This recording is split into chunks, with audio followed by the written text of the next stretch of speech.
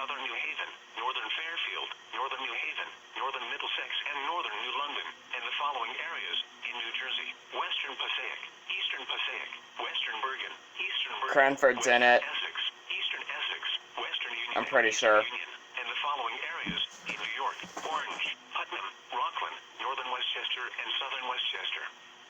Winter storm warning in effect. Maybe not, I don't know. Wednesday to 1 p.m. Thursday. What? Heavy snow expected. Total snow accumulations of 12 to 16 inches. Winds gusting as high as 45 miles per hour along the coast. Where? Portions of northeast New Jersey, southern Connecticut, and southeast New York, including the lower Hudson Valley.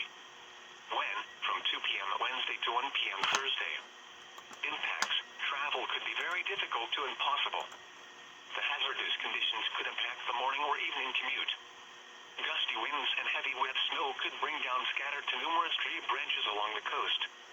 If you must travel, keep an extra flashlight, food, and water in your vehicle in case of an emergency. Check local Department of Transportation information services for the latest road conditions.